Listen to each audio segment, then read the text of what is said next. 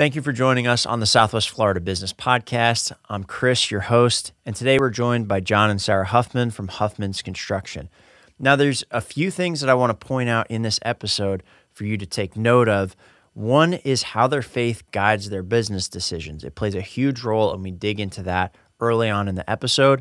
And then another thing that we dig into is really how understanding your craft from start to finish, every step of that process, can have a huge impact on the way you work, winning deals over the competition, and explaining that to your customers and prospects in a way that makes them comfortable to work with you over others. And then I don't want to spoil it or give too much away, but we also talk about what their goal is to do with $1 million. So please enjoy this episode with John and Sarah Huffman from Huffmans Construction.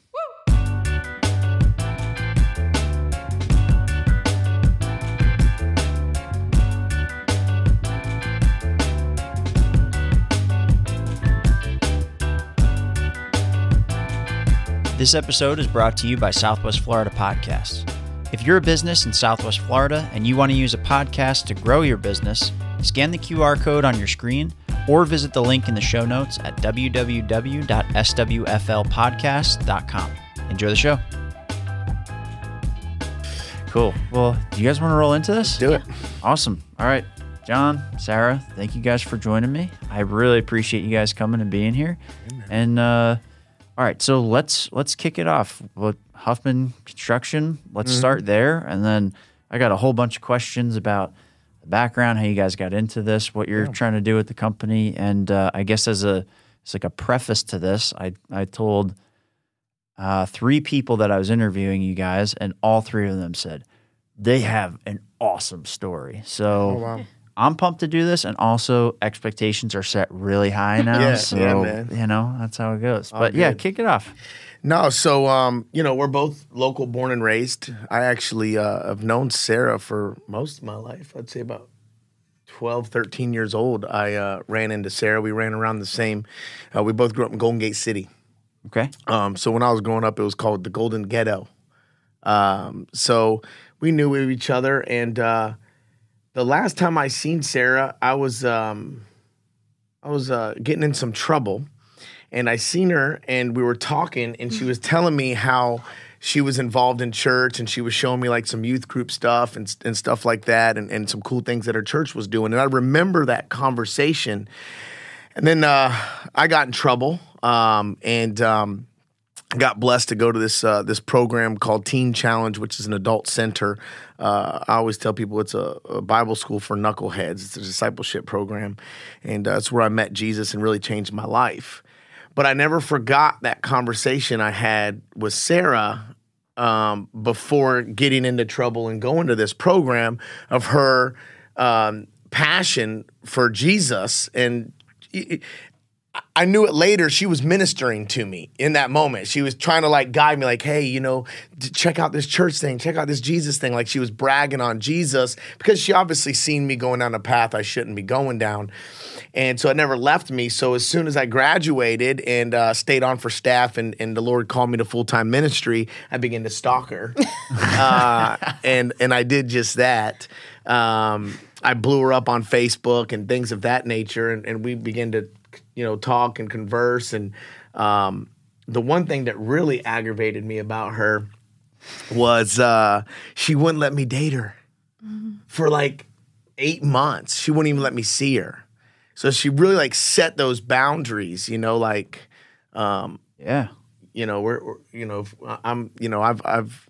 we're doing this, like, or if I'm ever going to get into a relationship again, I'm going to make sure that it's the right one and that it's Christ-centered.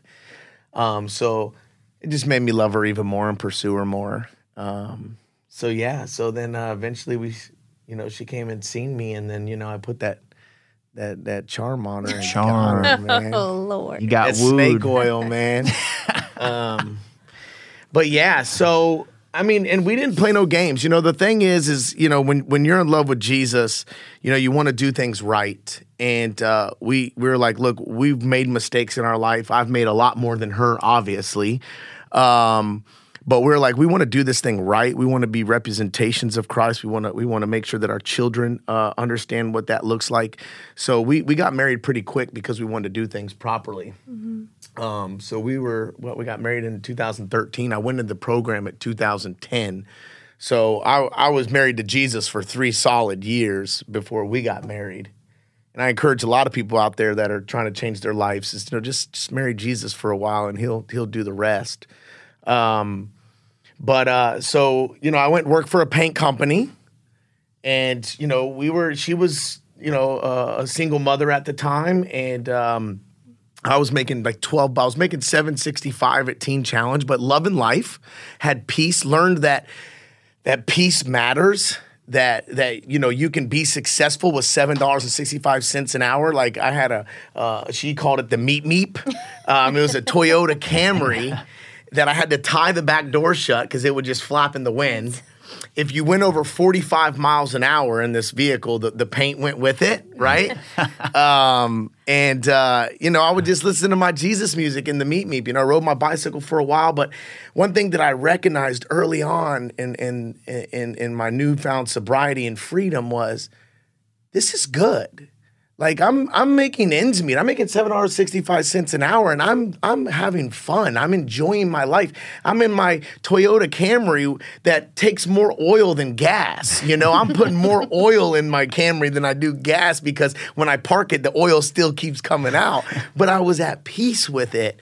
And I think the world can get so wrapped up in like just trying to achieve that next level of success or that next truck or that next this. And here I am, $7.65 an hour in a Camry, smiling, right?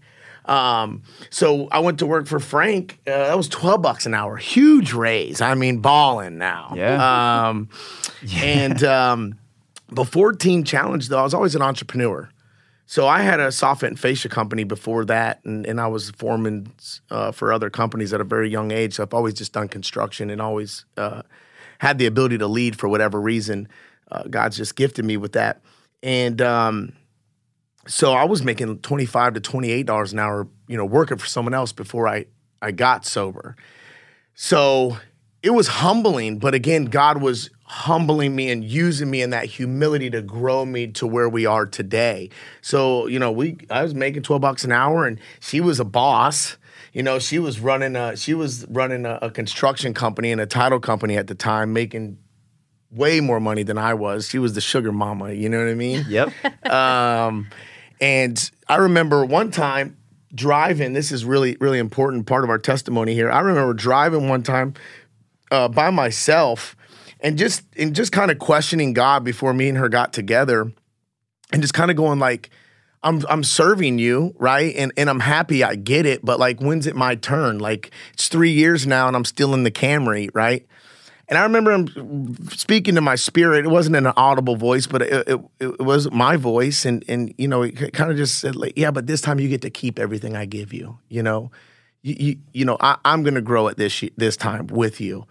And I remember the Holy Spirit speaking that to me. And then one day, me and her in the car, and I was making $12 an hour, and I was about to go to this individual I was working for and ask for a raise.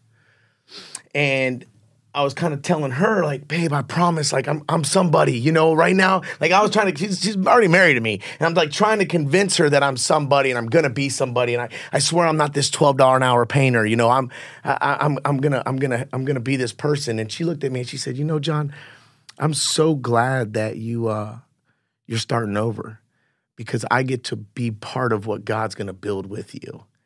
And it kind of just confirmed exactly what the Holy Spirit said to me. Yeah. It like came out of her mouth. And she didn't know my struggles and my prayers with God, but what she said was the same thing that was good. What the Holy Spirit said.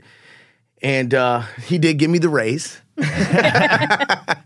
I was creating systems for him. I had her helping me create these charts and these checklists.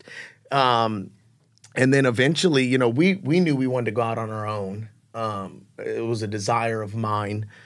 So one day, I'm like, babe, I'm ready to go out on my own. What do we have in the bank? Like $400? $400 in the bank. And I'm like, I'm done. Like, all I need is your blessing to jump. And she's like, run it, jump.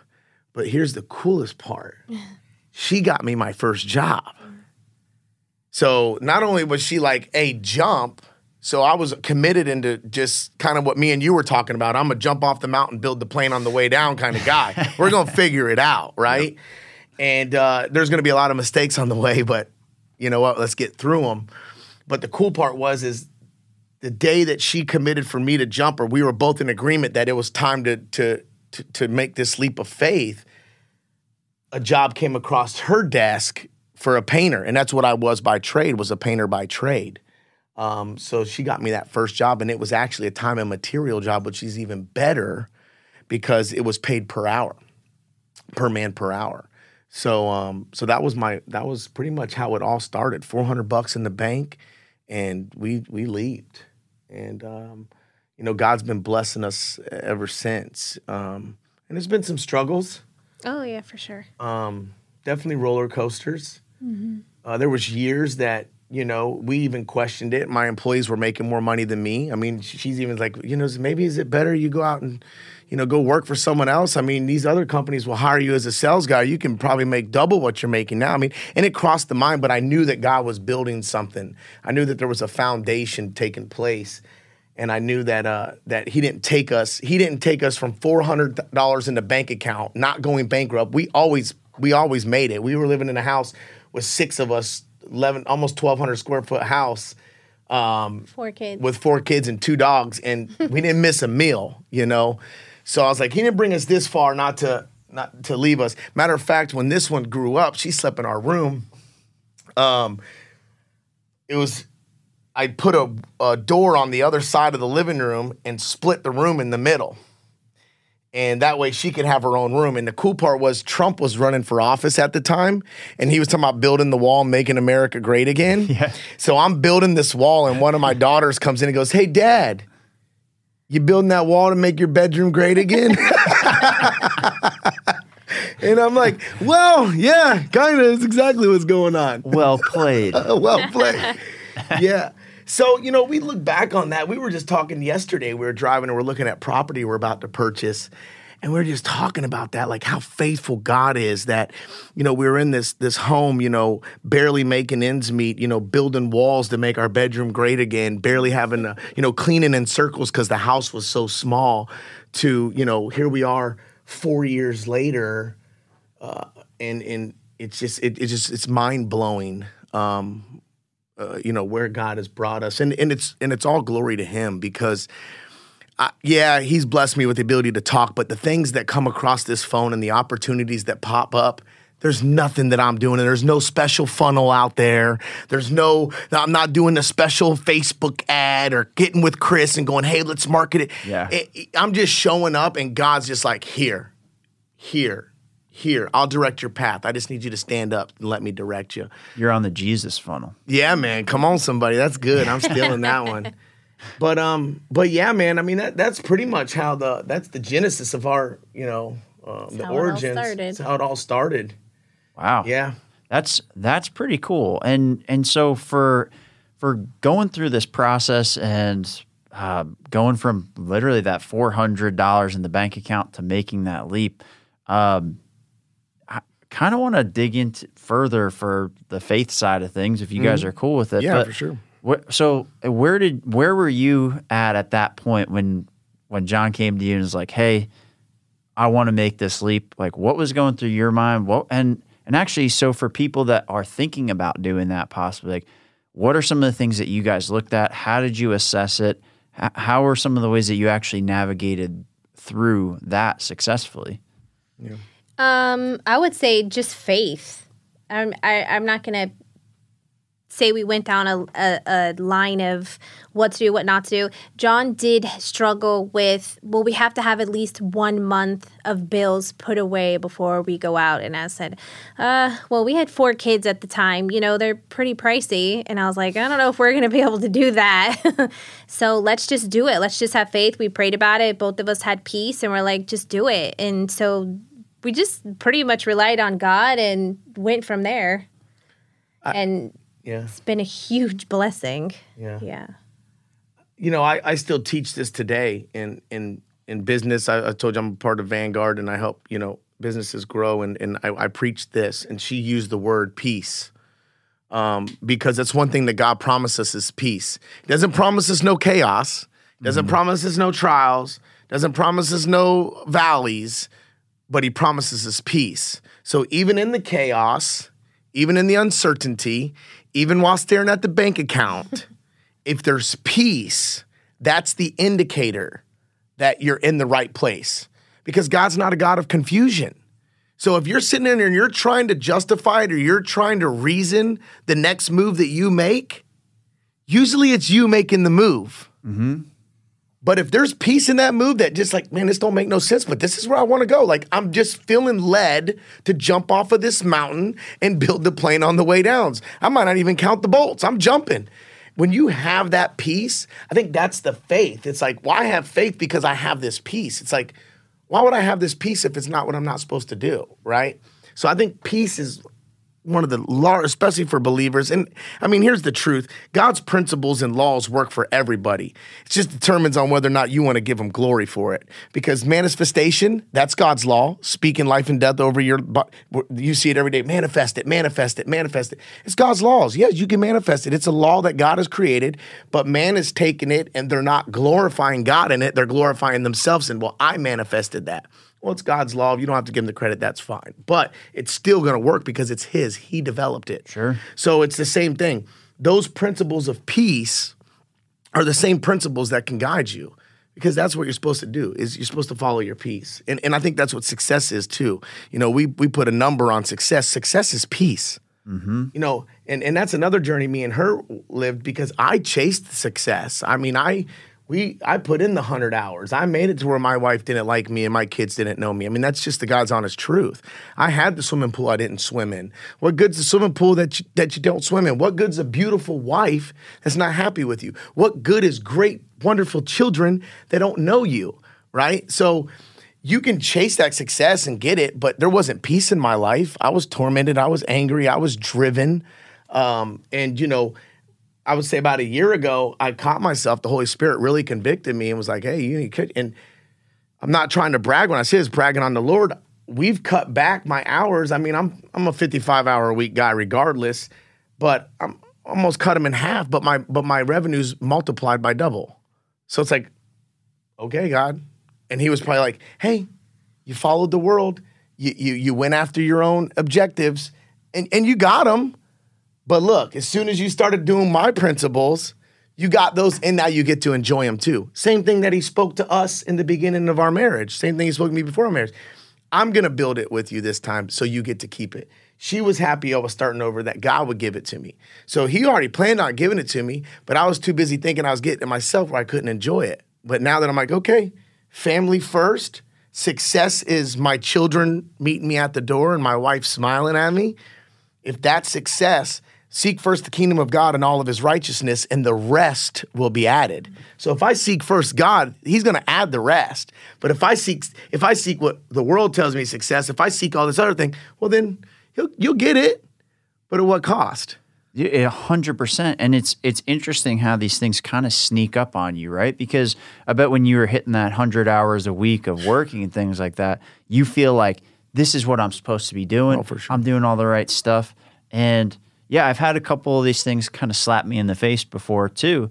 And I've got a 10-month-old daughter. And as I go through this process of her growing, and now she's able to climb the stairs, but she's not able to go back down them successfully. So that's a nice added level of stress. But I realize as all these things happen, a month ago she couldn't do that. And in a month from now, she's going to be standing on her own and kind of walking. And then 2 months from now, she's going to be walking and maybe starting to kind of say her first words. And it's really, once I had my daughter, was first time I ever realized, okay, we really get a finite amount of time and we have to enjoy as much of this as possible. And it made me shift from, I got to do all this, to like, I have to do this in order to set my life up in a way that I can enjoy my family and I can enjoy that time. Yeah, and having that like revelation almost was huge. It's really, I'm not good at it at all, but I'm aware of it now, and that was a huge huge change for me. So, all right. So when you guys are listening for this stuff, even so, let's put it into like even business terms. When you start thinking about, all right, where is my business going next? What are we going to do next? What are the ways that you actually listen for God to actually like talk to you or give you the signs in order to do the right thing and kind of go down the paths that you go down? What are the ways that you guys actually listen or look at the world to take that feedback in? I think you got to give him the time. You got to get quiet. You got to give him the time. It's so easy to go our everyday routine of work, get up, go, hustle, flow. Our lives are so busy. It's constant, so sometimes, John would get stressed and he'd call about a job that wasn't going right or something went wrong and, or payroll. And I would say, have you pulled over to the side of the road and prayed? Have you put your worship music on? Did you give him some time? Because he'll always direct us. He'll always tell us what to do. He'll never leave us or abandon us. But did we give him the time? Or are we trying to fix it ourselves? Or am I just trying to get it out of my mind? Am I keeping myself busy trying to figure it out? That's important. You got to give him time so he can direct your path. No, that's interesting because I even do that too, and I don't do this correctly. But I'll even go through and I'll be kind of festering on something or trying to figure out this one problem, and you play it in your mind over and over and over again. And sometimes you'll even do the same behavior patterns that put you in there. Like, I need time to think, but instead of thinking and playing the music that I need to or not having anything going, I'll put on a certain thing that keeps me kind of in this comfort loop. Yeah, it's interesting, the space. Let me scroll social media and get my mind off of it, Well, the definition of insanity. Right? Doing the same thing over and over and expecting different results. I mean, it's literally the definition of insanity. I used to get mad when she'd do that. I'd be stressed out, man, figuring out how I'm going to make payroll and things like that. And I'm looking for this finite, great answer of this, you got this, babe, you're the best, whatever, you know how to do it, to, did you pray today? And I'm like, well, no. Well, why don't you hang up the phone with me and do that? And it's like, I'm looking for a cosigner. You know what I mean? I'm looking for someone to cosign my junk right now and tell me that it's okay, you're the man, right? And instead it's like, you're missing the mark. Yeah. It's not you doing it anyways. Yeah. But we do pray. I mean, that's one thing. And again, with business is peace. Having peace, a move that we're making right now. She wants to do this real estate deal and buy all this property. And, I was asking some questions, trying to reason with it. But then I stopped myself and I said, well, hold on. You have peace in this. This where you feel you should go. Is this where you feel God's leading you? And she said, yes. I'm like, okay, then we're just going to make it happen. Because we can sit here and I can talk myself out of it. And I can look at numbers and I can reason it and we can say, oh, that's not a good move. Or there's a reason you're feeling this way. Do you have peace? Because I have peace if she has peace. Like, if I didn't have peace, I would tell her. But there's nothing in. But the business John wants to be like, okay, let's look at the numbers. And of course, you got to be wise, right? The numbers got to make somewhat sense. But there was a lot more pros than cons. But at the time, there were still cons, and you can get really decisive on what could happen wrong. You know what I mean? I'm very optimistic. She's more of the realist, like, whoa, what? You know what I mean? So I felt like I was leaning that way. I was playing devil's advocate and being the opposite. But then again, I was like, you know what? I have peace in what she said. Babe, do you have peace? Is there peace in this decision we're about to make? Yes, we're making it. Yeah. I know that sounds so simple, but really the listeners, ask yourself, how many times did you make a decision based on your own reasoning? There was confusion there. You justified it because you wanted it to work and it didn't work. And then you go, why didn't it work? And, God's sitting there going, there was no peace in it. That's what you wanted. I got a quick story.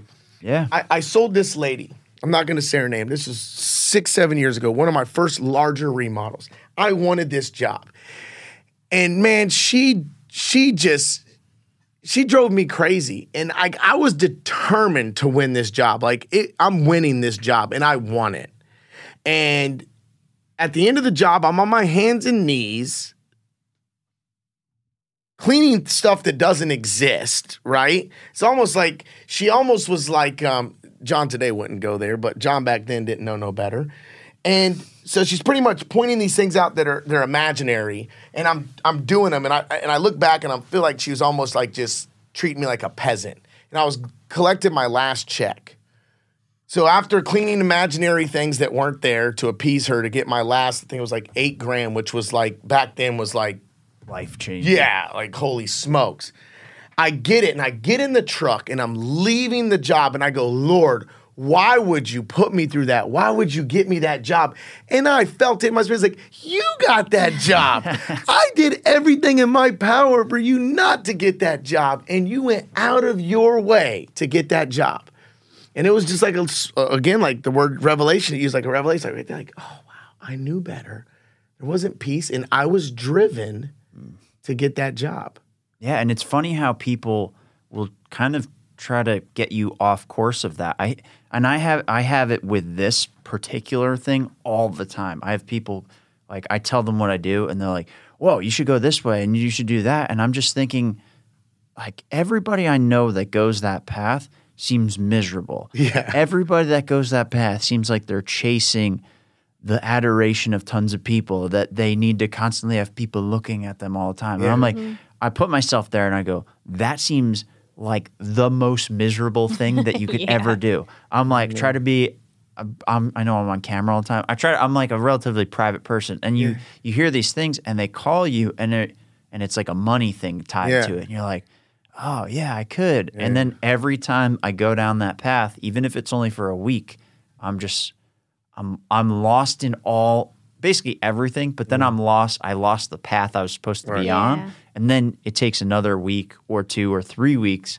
to get back to where you should have been. So if you had to give people advice on something like that, especially people, let's say maybe that aren't religious, and I want to ask you how you convey this stuff to employees that aren't religious to make these kind of decisions. So what goes into the decision-making process for these kinds of things? Like, how do you identify where the peace is going to be? Yeah. Again, God's principles. I mean, the world's using them every day, and they're just not giving God glory. So, I mean, you speak the principles, it happens. But understand this, there's power in words. Spelling, right? They call it spelling, right? Why do they call words spelling? Wow. It's a spell. There's power in words. So as you're spelling, you're actually putting a spell. So there's power in the words. Okay, so let's go back. You're chasing the money, chasing the paper, right? That's what you say. Chasing. Well, what do you do? If I'm chasing something, what is it doing? It's running. Running away. It's running away. So again, there's power in my words. What are you doing today, man? I'm chasing that paper. Well, you just spoke that over your life. The Word of God says you can speak life or death over you. So you're speaking under your life. So you're chasing something. Right? So it's like, man, I'm constantly grinding. Why am I doing 89 hours? Well, you keep telling yourself you're chasing it. Well, I don't want to chase it. I want it to fall in my lap. So again, I'm going to develop myself. We're going to develop ourselves. We use God's principles and words, and then it attracts. People then now want to sow into me. I was telling an employee of mine who's definitely not on the same wavelength as me, but he appreciates everything that I do. He actually has a different religion. We were having a conversation today about it, and we were talking about just that, listen, speaking things over our lives, the principles of it. And I was talking about how I would be a liar to say that I'm self-made. Well, first, I got this beautiful wife who's way smarter than me. But God has sent people to give me hand-ups throughout my whole career, and I've attracted that by being who I am and trying to operate in integrity the best I can, where people want to invest in me and want to sow into me, right? But I attracted that ability to do so people want to help me. But if I attracted this, I'm all about myself, because we see it out there. We see it on social media all day. That guy who's successful as heck, if you went into business with him, the first chance he got to get you, he's getting you. You know it. You don't have to figure it out. The only reason you would do business with him is because of his clout.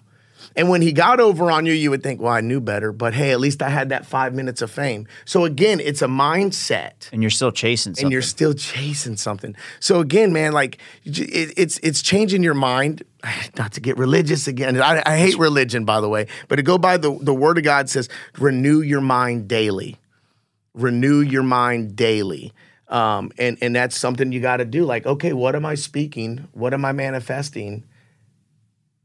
Okay, does that make sense? If not, change the way that you're thinking, you know? And it shapes your whole world, like for that day. And sometimes that even lasts longer than a day. And sometimes it lasts people's whole lives. She's even told me before, you're not having a bad day. It's a bad moment. You know, don't let this stop. Don't let this stop you from right now. Don't let this ruin the rest of your day. Don't base, you know, she says this to me. She's like, get out of your emotions, John. Yeah. Look at her laughing. She says it a lot.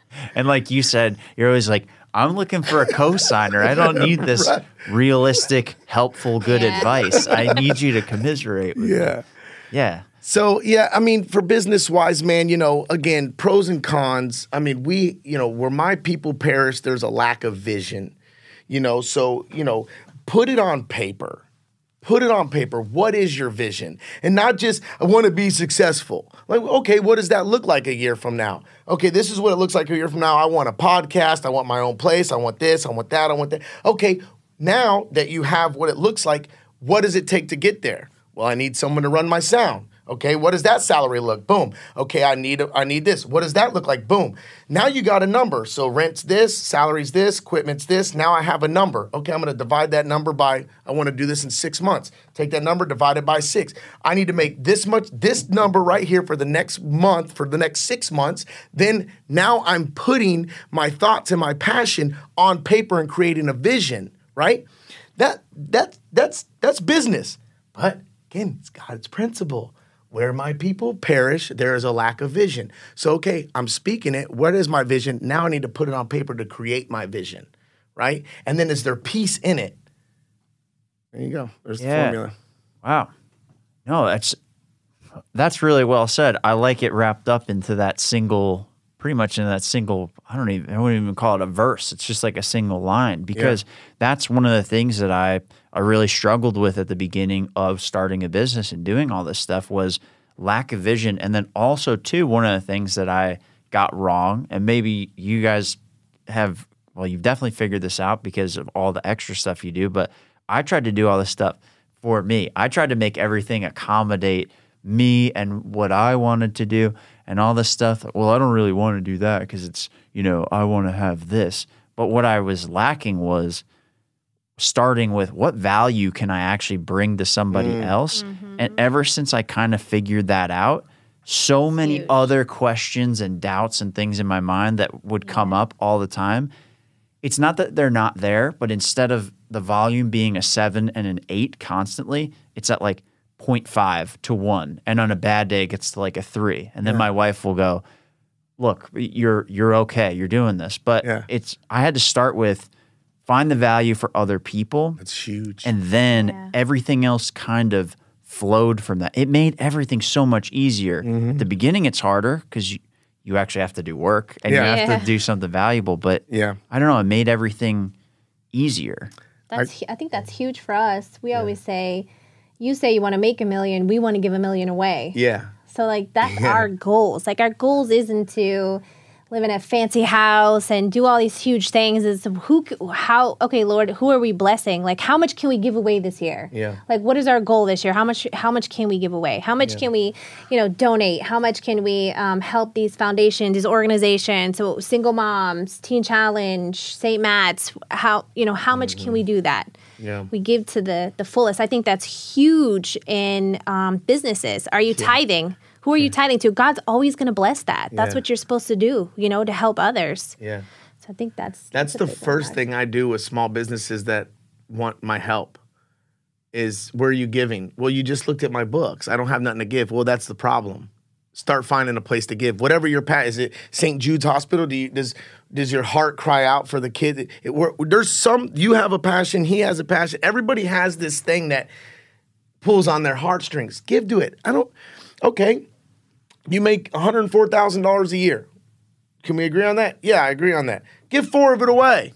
Start with 4 G's. Divide that by 12. You know, give 4 G's away. Watch God. As you sow into your community, you'll have those seeds. What you sow, you reap. Yeah. So again, you know, a mindset thing. My wife just said it. What I always say is people are out to make a meal. My goal is I want to give one away. Mm-hmm. So it's like our goal, one of our long-term goals, or it's not too long away from it, what was a long-term goal, but now it's not too far away, is that we give $1 million away. Like that will be the pillar of our success when we look at each other and go, we gave $1 million away this year. Like, boom, but you know, again, it's a mindset thing, you know? And then do it secretly too. No one knows where we really give. I mean, everybody probably knows that the Huffmans give, but I'm a big mouth. I mean, you could tell I do most of the talking, but that's one thing I don't run my mouth about, you know? I just give and let God do what God does with it. But that's one thing I'll say to any businesses that's struggling right now. Give. Yeah. Even the CEO of Hobby Lobby, came out with an interview years ago, and he said, they started out in their garage, but what they faithfully tithed, they faithfully gave, and like, look how big it is now. It's crazy. Bro, this woman's so awesome. I remember calling her. We had credit card debt, right? And the tithe that we were given could make that credit card debt go away. And I'm like, hey, you think God wants us in debt? Like, pay the credit card debt off. Like, I'm trying to sell her. And she goes, we got ourselves in that mess. This is God's money. God's getting this. This isn't ours. It's not ours. It goes into a bank account. That's God's money. And I'm not using what's God's. I'm not using God's money to bail us out of our debt. We're going to bail us out of our debt. And God's blessed me. I'm just so thankful for her for being that to me. Because like sometimes I'm like, I don't even want to see our tithe account because I'm an entrepreneur. I'm like, look, God, let me borrow your money back. I'm going to go ahead and invest it here. I'm going to do this and then I'll triple your money. So it's something that she's always taken care of is like, take that account and don't let me see it. But it's definitely something that's, again, it's a principle. It's a law. Whether you're religious or not, it works because it's God's law. What you put in the ground is going to pop up. So if you're wondering why you're not walking in abundance, you're probably not giving anything. And somebody can always start somewhere. Let's go business-wise. Someone that's a financial advisor. Let's go Dave Ramsey. Let's go anybody, right? The first thing I'm going to tell you is if you can't invest, $50 a week, invest in it. They're going to take $5 a week. Start investing now. Start investing. There's not a CEO, a CFO, a COO, any successful entrepreneur that's not going to tell you what I just said. Start investing now. It's the same thing with giving. Start giving now. I don't care if that's $2 a day. Start giving. And it's going to multiply. Just like you have the compound effects in the real world, right? They say compounding is the 8th wonder of the world. There's kingdom currency too. Everything happens spiritually but manifests itself physically. So just like the market, if I sow this much and it compounds 10 to 12%, 8% on the low end, same with God's principles, right? If I sow his seed spiritually, it's going to compound and manifest itself physically. Same principles. Yeah. It's just whether or not you give God the glory in it. Well, it's true. As you start putting these things out and you start, like I said, when I got it wrong for a long time, I got nothing. And then finally when I was digging into deliver value, all of a sudden it took off, like almost in no time. It was like you're flying a plane and it's not taking off, and then you get the gust of wind, and it was huge. But actually, all right, so I wrote something down based on you saying start to give first, and actually – I'm going to take this as a sign because actually yesterday I got a message from somebody about a certain kind of charity that's down in Naples, and we had done something at my old job where we went and filled these backpacks up with food for kids. I don't know what it was called, but basically I guess while they were out of school, they provide these backpacks full of food so that way they have it over the weekend and things like that, and then they can eat during the week at school. But I don't know, that kind of stuff, it opens my mind too, because I've been lucky enough to not have to deal with that in my own personal life, like growing up, and my parents took care of me that way. Yeah. And that's always been something that I've talked to my wife about this a bunch, but like, how do we make sure that we give those same opportunities to our kids and set that stuff up? I mean, so Amen. you gave me a challenge. So Awesome. Yeah. So thanks. That's what happens if you hang out with me long enough, man. I do it to myself all the time. I'm like, God, I gotta learn to shut my mouth. I don't think it's a bad thing, man. Yeah. And I mean, like I said at the beginning of this, with everybody telling me like, oh, you got a cool story and all this stuff, it's, you know, I don't think anybody would say that if they're like, man, John's like, I hate talking to this guy. Like, he's always challenging me. Yeah. So I think that's important. But all right, so I want to come back to this stuff, and absolutely. then I want to dig into the business side of it a little bit. So can you kind of run me through all the different stuff that you guys do at Huffman's Construction? And then I kind of want to talk about that journey from that first paint job to where things are at now, because like you said, that timeline to give away $1 million it seems to get shorter and shorter. Yeah. And I know you're referring out lots of business to people in our networking group. So can we start there? Like, what do you guys do? And then let's kind of go through that journey. Yeah, man. So, you know, Huffman's Construction, I mean, pretty much we specialize in high-end renovations. It's just what we do. But I'm not going to snub my nose at a small bathroom remodel or even a drywall patch, you know, because I've learned that the drywall patch is relationship builders. And as I build those relationships, that's where the word of mouth comes from. So I know a lot of people look at our social media and things like that, and they see these multi-million-dollar homes and these beautiful kitchens and bathrooms and stuff like that, and they're like, "Oh man, I can't afford to hire John." We actually went on a job yesterday that a lady messaged me and said, "I know I can't afford you, but," and I went out there and I ran number, and we're gonna work it out. But what separates us from everybody else is the same thing when I tell people I'm selling. They're like, man, how do you sell so much? How do you get all this business? There's no shortcut. I started around 14, 15 years old because I was a knucklehead in the construction world. When I had my first child, I couldn't get a job outside of construction. I had no high school diploma. My mom was on drugs. My dad wasn't around. I didn't choose the right path.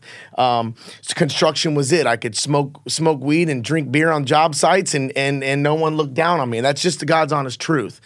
But I started at the broom. I started at the grinder. I started at the jackhammer. I've laid the tile. I've hung the doors. I've done it all. And because I understand the full process of the build, and I did construction defects for multiple years too, so I fixed other people's work, other contractors' work. So I got an understanding of engineering and why things don't work or why they might look good, but they're not functional. They looked awesome, but 6 years later, now they're leaking or now they're doing this.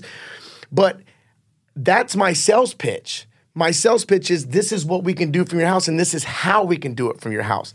I posted something the other day. I says, I want a job from a very big competitor. He's on news all the time. Not the news, but he's on all the TV stations. He's on all the commercials. He's a huge remodeler. Everybody knows his name. I was $19,000 more than this guy. I wanted this job. So I told the owner, I said, listen, the guy's like, look, dude, you're $19,000 higher. There's nothing you can do to change. I mean, 19 grand is 19 grand, which was 20% of the job. There's 2 bathrooms. And I said, listen, let me come there and just walk you through it. I understand 20 grand is 20 grand or 19 grand is 19 grand. So I walked him through it. When I'm done, I says, now I'm going to ask you a favor. Call the other guy and ask him to do the same thing. Don't tell him what I'm doing. Say, what are you doing? That was on a Wednesday. That Monday, they called me. Said they're signing the contract and putting the check in the mail. Now, I knew what the other guy did. He showed up and they says, so what are you doing after you demo? Oh, well, the tile goes up. Well, what goes behind the tile? Well, the mud stuff that the tile sticks to. Well, what's the significance of that? I know what goes up. I know the proper waterproofing. I know if the pipes are a certain way that I need to change them. If there's green on the copper, do we need to check and change it to PEX? Why we need to change it to PEX? What the year is? How I'm going to slope? I'm going to pre-pitch my pan and not put my pan in and then put it. So that way, if the pan ever does leak, there's a pre-pitch to it so that it catches the water. There's things that I know because I was the installer that I can sell. The only reason I can sell it is because I put the time and the effort in educating myself to it. So that goes with anything in business. If you want to succeed, there's not a magic pill. There's not a Grant Cardone course you're going to take. Grant's been doing this thing for 40 plus years. That's why he's successful. You got to start somewhere. Same thing I talked about reaping and sowing. You got to start investing somewhere. You got to start giving somewhere. Time does the rest of it.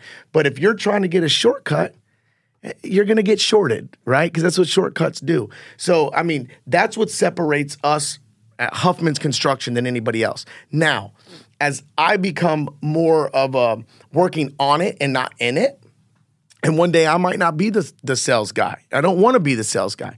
But I'm processing and systemizing everything that I do word for word, how to confront the customer, what the questions are, things of that nature, so that the day that I'm working on it fully, my sales guys are an extension of myself. They understand my core values, responsiveness, excellence, attitude, and liability. They understand my mission statement. We're going to build our community one neighbor at a time. I'm going to sow that vision and those core values into them so that when I'm not there, they're still representing who I am. They're not going to sell a kitchen without knowing how the kitchen's going in. They're not going to sell those cabinets without knowing what the cabinets actually are. They're not going to sell a thin set without knowing what that thin set represents. And that's what separates us at Huffman's Construction, for sure. Yeah, well, and I think it even plays into kind of your background as well with what you're doing now. So I want to dig into kind of the why behind all this stuff and where that plays out. But can you give us a rundown of what you're doing on your side of the business, and then also some of the background? Because again, it from what you told me before, it's pretty similar. Like you know the ins and outs of a lot of things that most people don't. So so I started in the title business. I was in the title business for 18 years doing escrow. And the gentleman that I worked for actually started a construction remodeling business also. So he had me kind of threw me in there and was like, hey, I need you to do my books. I need you to do this, do that. So I got a lot of knowledge doing that stuff. Also with the title business, I had been doing it for so long that it was just kind of easy, So I was like, oh, challenge, great. let me throw into this. And so I did. And so I learned a lot of it. I did go on to continue in the escrow business. Then I was helping John, after hours, after work, doing proposals and invoicing and all that good stuff. And then we just decided, okay, it's time to, hang up that and kind of help with the construction business. And I said, well, I love real estate. I don't want to get out of real estate. So I went ahead and got my real estate license, so I do that as well. But definitely knowing the permitting side, the sales of the homes, a lot of the condos and homes that we remodel are recently purchased. And, there's a lot of things like we have one job where they purchased a condo we're remodeling and the prior owner didn't permit in the back porch. They enclosed it. And, so it's a lot of knowledge that I know I can call the county and we can go from there and get it going and right on our side for Huffmans also. Yeah. Yeah. So it's just knowing that knowledge. So you can pretty much get ahead. You can so kind of in both of these, what I'm picking up is you pretty much take on an advisory role as well, because if you have the back end knowledge, like knowing what goes behind those tiles, and all right, well, before you actually make this change or make this sale, you have to get the permit for this enclosure, these type of things. I mean, that's incredibly valuable for somebody to work with you, because you may be more expensive, like you said, but in that case, like $19,000 extra now that you could add to whatever loan you might take out. That might be how much in the future when something leaks and then all the water runs down it and then cracks in the foundation. Then what do you look at when you go to sell the home and they do a home inspection and oh, hey, I looked at the home inspection list because I know what I'm looking at, and this is going to be a problem. Yeah. So I don't know. It's like that advisor role, I think, is pretty critically important, and I know that I undervalue it all the time. But the more that I get wrong, the more I actually value that. Yeah. Well, I think the more you succeed, the more that you want people in your life that are going to see your blind spots too. Like I'm in a mastermind that, I've got 11 other men that are in these mastermind that got 20 years on me. And they, it's about looking at each other's blind spots and sharpen each other.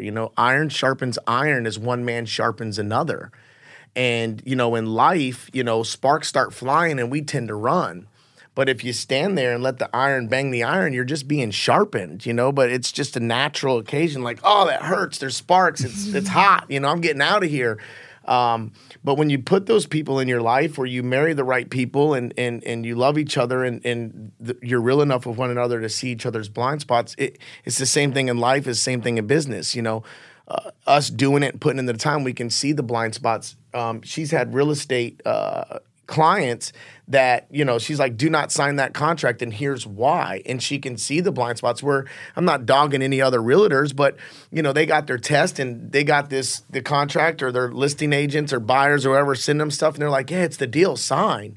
We had a friend of ours that she got a house for. They were selling one of their other houses. They used another agent.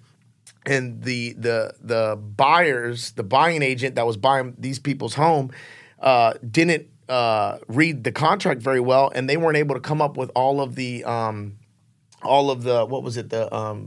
closing cost, and they had to back out of the contract and lost their $7,000 deposit. And she's like, and when that happened, she's like, I'll never let my clients sign those. I'll make them walk away from a deal. When I see a contract like that, I don't let them. But again, not beating up this other thing. She did title. She worked in an attorney's office for 18 years, or was working with attorneys for 18 years on the legal end of real estate. Right. So she can see blind spots that people don't see. I took homes apart and rebuilt them because I can see blind spots. And again, that goes with business all across the board. And if people in life, if you're in business and you don't have people that are finding your blind spots, you're messing up. Find the guy, hire the Vanguard, hire the John Huffman, hire someone that's going to go into your thing and, for a lack of better terms, be your daddy and say, no, this is unacceptable. This is where your blind spots are. And then be man enough and humble enough to let the sparks fly and get sharpened, because those are the people that grow. The people that can take it on the chin. I mean, it's a little harder when my wife gives it to me. She's always said, I'll come up like, so-and-so said this, and boom, boom, boom, this is the direction we're going. She's like, you joker, I've been saying that for 7 months. Have you ever felt that one? No, my wife never tells me anything that I then later on come home and tell her, yeah, of course, this is what we're going to do. So-and-so said. Yeah. Oh, did they? No, that's never happened to me. I always have good ideas, and I always see the path forward perfectly clear. Yeah. I don't know what you're talking about with this iron sharpens iron. I know everything. But so how do you guys use that in your relationship and in using that to grow both of your businesses? Well, I stay in my lane, right? Yeah. And that's how this works. She runs the operation, like the office operations, all the systems and processes, all the checklist. She holds me accountable to the checklist that I built. Yeah. So I built them, and when I go outside the line, she goes, hey, you wanted me to run this office smoothly. This is the checklist you built, then you do it, right? So she runs that with an iron fist in the office, and then I'm out in the fields and operations and sales. And that's pretty much how it goes. I mean, what's your thoughts? Yeah, that's exactly what it is. It's a mutual agreement. You stay in your lane, I'll stay in mine. Don't tell me how to run this, and I won't tell you how to run that. You're really good at what you do, and so am I. So let's keep it that way.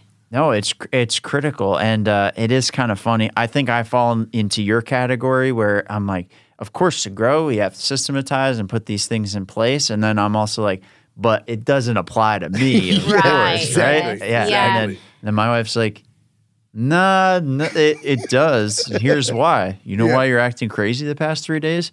No. She's like, yeah, because you didn't do any of the things that we talked about. Like, Yeah. Shut up. Yeah. Exactly. Those are our L10 meetings. They get a little heated sometimes. Yeah, we have leadership meetings once a week. So, and then we go, we create to-dos and things like that. And that's another thing, taking that time, everybody's do, and I don't have time for, but there's things that you have to make time for. And one thing that we do is we spend an hour and a half every Friday going over all of our to-dos that we promised ourselves to get done the week before.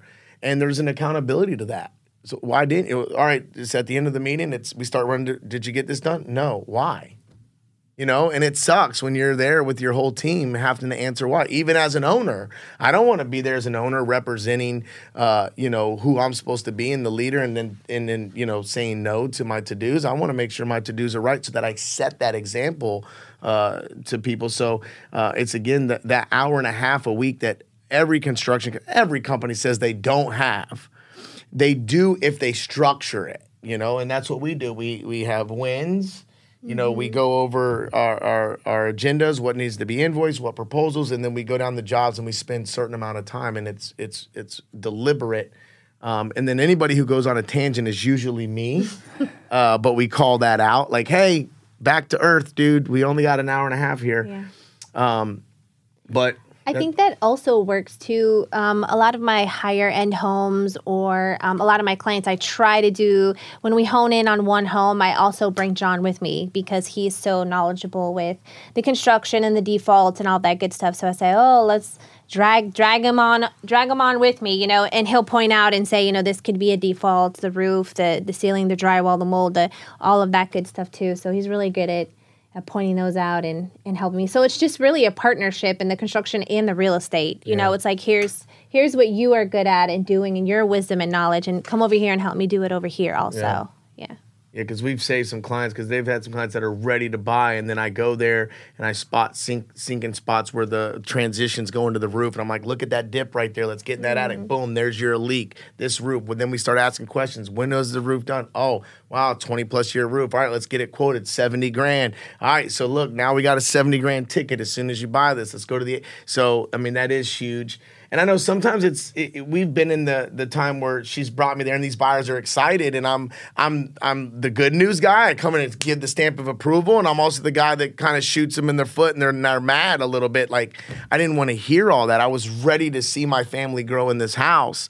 And it's like, well, good. I mean, I want you to, if this is your family's supposed to grow, but just understand you're throwing $70,000 at a roof. And, oh, by the way, I know a roofer, But at the end of the day, truth is truth. And, And you know what? People receive truth. Sometimes they don't receive it the way they want in the beginning, but at the end of the day, they respect you for it, And it's the same thing I talked about with blind spots, getting those people to recognize your blind spots. And even when it doesn't feel good when they call you out, at the end of the day, you're still going to respect that person for it. So, well, and I imagine faith has a lot to do with it, but why are the pillars of your company based around this? Yeah.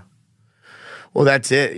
Building, that's what we say is building our community one neighbor at a time, and that's how we feel, because as we build our community, that's ultimately sowing back into our funds, then we're taking those funds and sowing it back into our community. So it's like this continuing funding. So we understand that if we want to build our community, we literally need to build our community. Yeah. And that's that's the goal, and that's the vision that God gave me when I was in that program, Teen Challenge. 6 months into the program, he actually gave me that vision.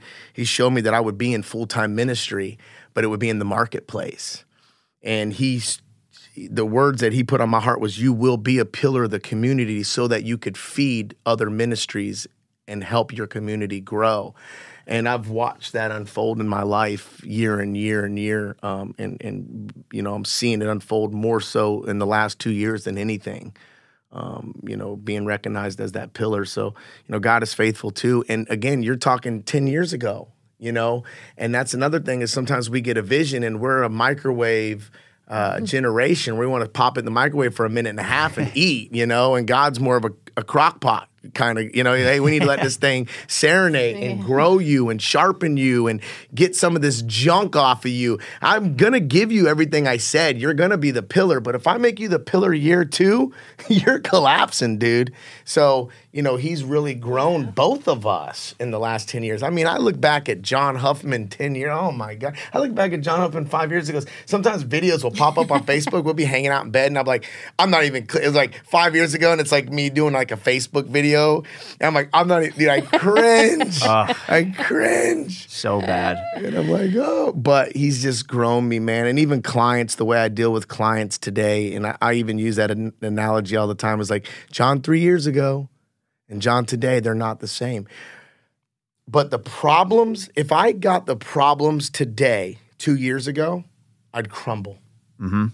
But the problems of 2 years ago prepared me for my problems today. Right? So he's like, again, that valley that nobody wants to go in, that's where all the cultivation takes place. That's where all the understanding happens. Mm-hmm. And everybody wants to skip that and get on the mountaintop. But at the end of the day, 2 things a mountaintop is. 1, it's really cold and nothing grows. So if you go up there unprepared, you're going to freeze. 2, the top of the mountaintop is the bottom of the next mountain.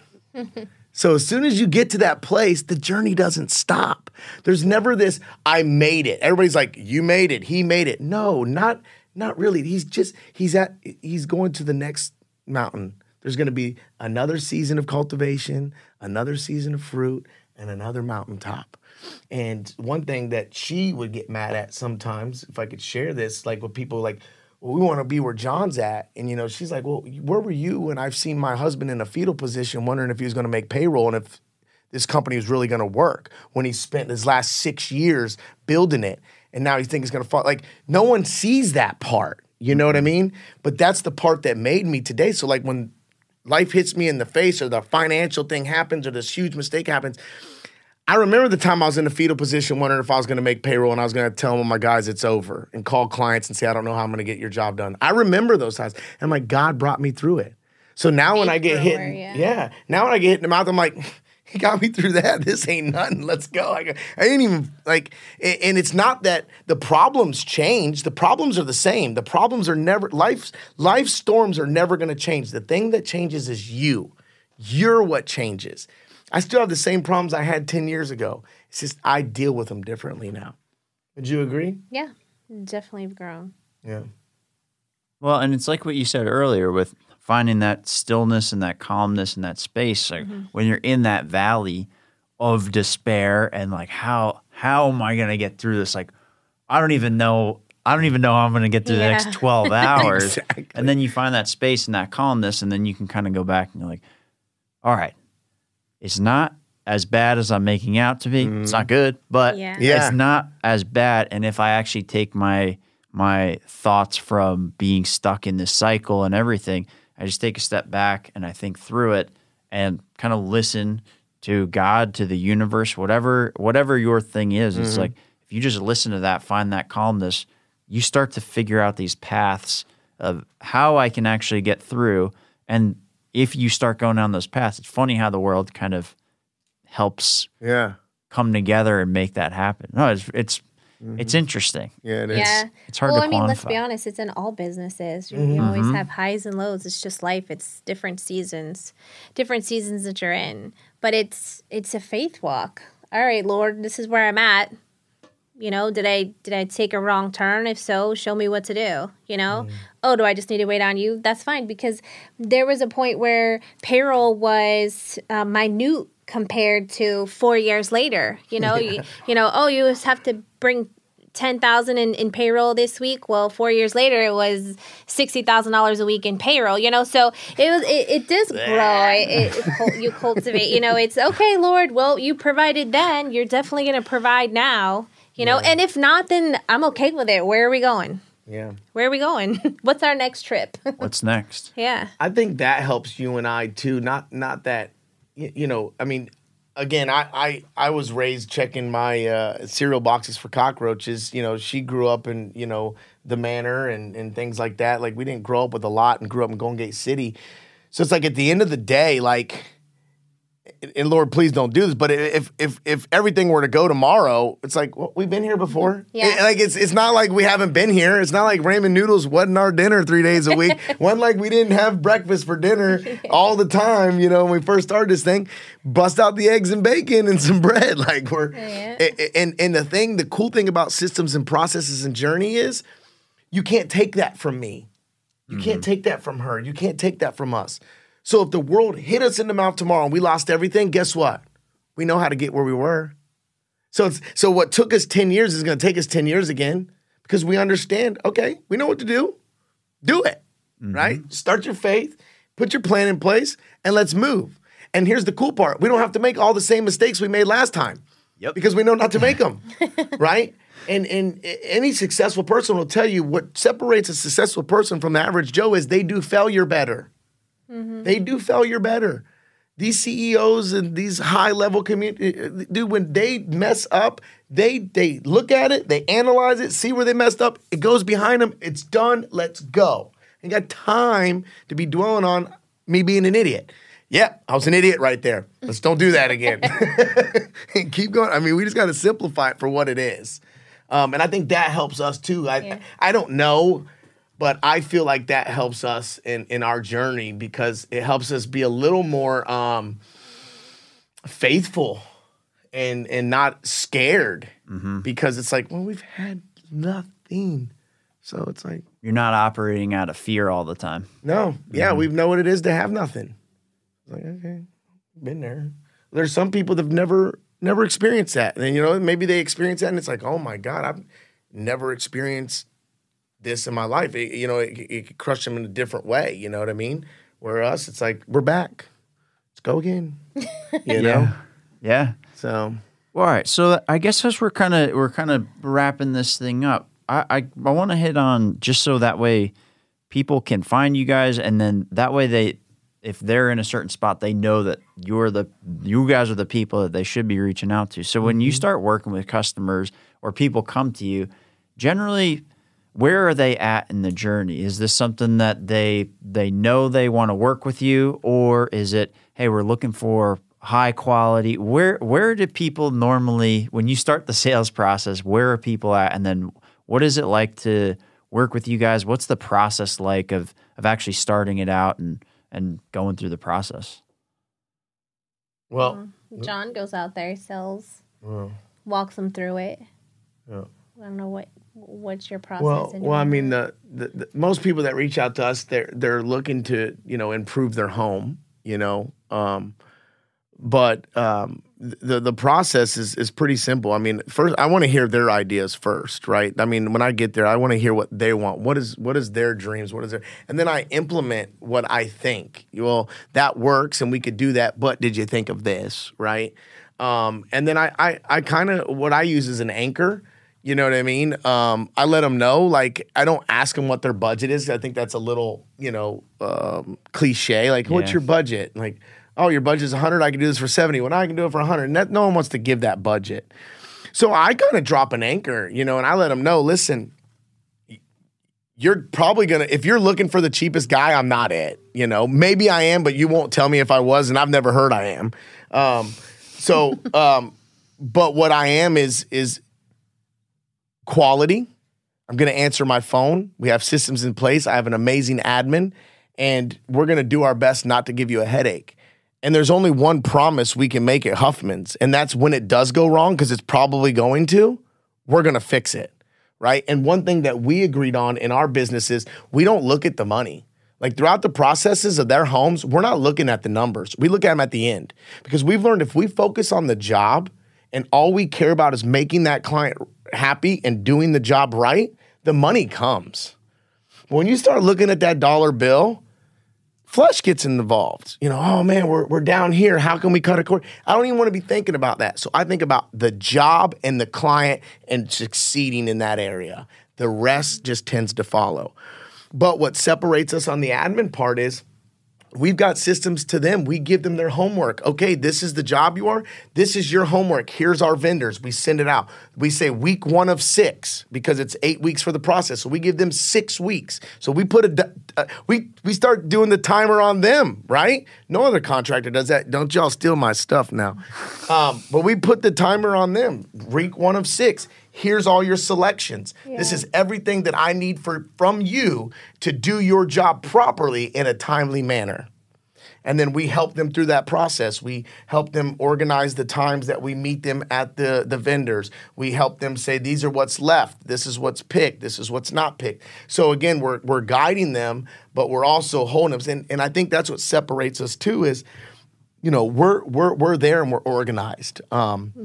We do our best to be organized. And again, it's my vision. She figured out how to do it, right? And that's where she shines and the office shines the most is really just putting all those pieces together so that the field and the office are incongruent with themselves. There's cohesiveness. Yeah. Where in most businesses, the admin and the field are on 2 different pages. The sales guy sells something and he hands it to the foreman and he's like, here. And it's like, well, Joe told me this. And Joe, we don't hear none of that. You know what I mean? There's no, well, John said.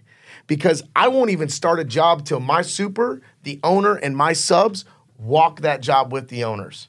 We're all on the same page. There's no John said because they were all here. I think that John's really big on relationships. You meet him, he's super charismatic. He's got a great personality. They love that. He's great. And through the process, it's just holding the customer's hands. Like, okay, guys, we got 6 weeks. Let's go ahead and pick your selections. Oh, confirm your selections. Here's the pictures. Let's, there's an issue. Oh, nope, John, let's get involved. So it's not like, well, I don't know, call the field. Oh, I don't know. It's like, no, we'll figure it out. Let's hold your hand. These are huge, huge financial decisions people are making, So I think that sets us apart also. Like, okay, there's a water leak. Oh, we're on it. Yeah. Send the sub out. It's not a hair sale.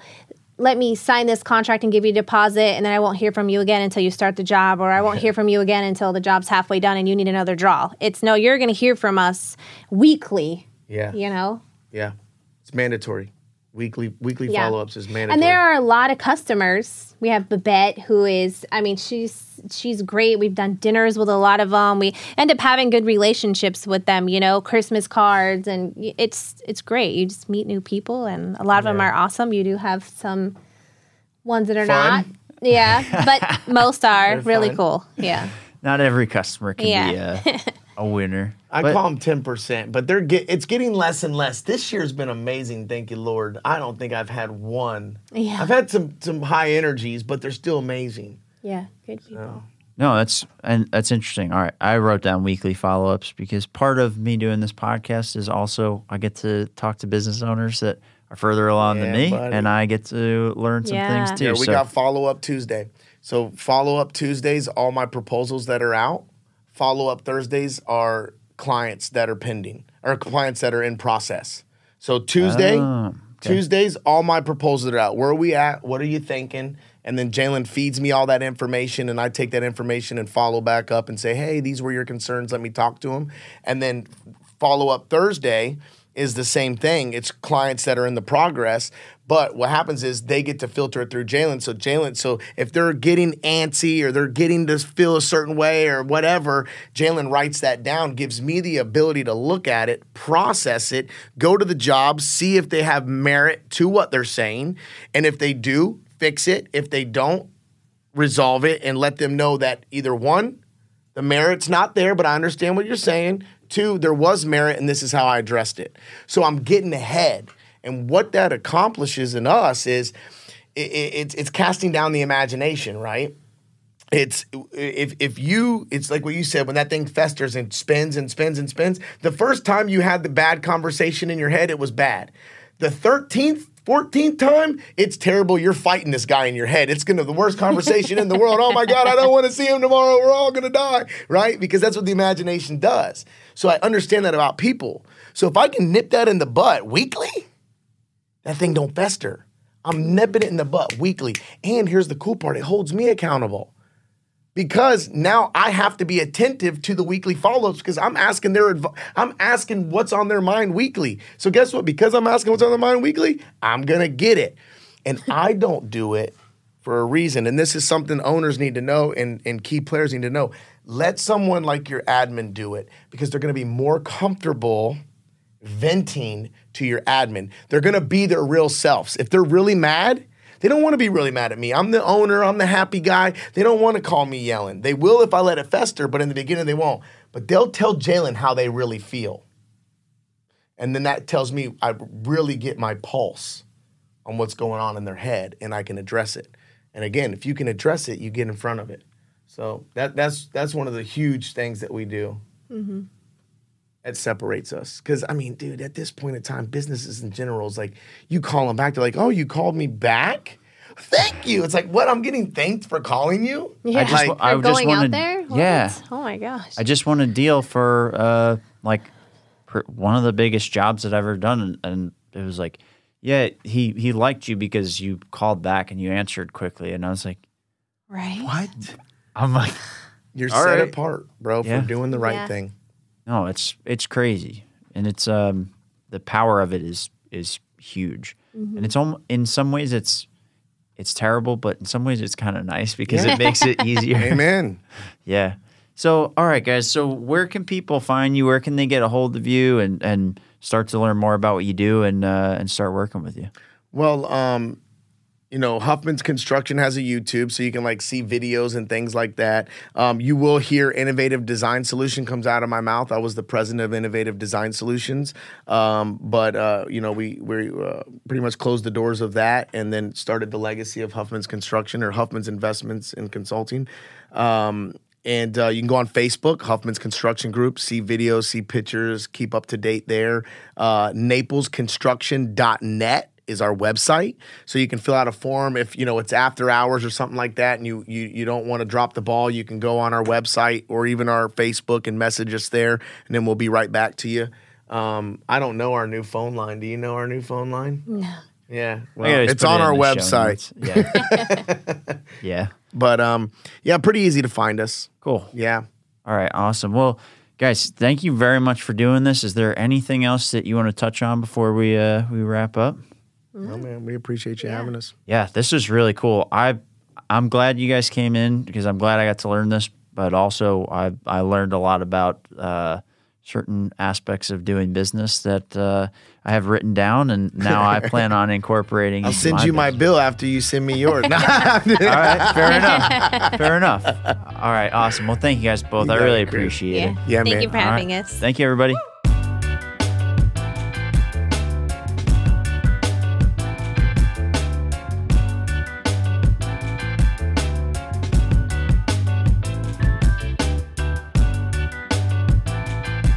This episode is brought to you by Southwest Florida Podcasts. If you're a business in Southwest Florida and you want to use a podcast to grow your business, scan the QR code on your screen or visit the link in the show notes at www.swflpodcast.com.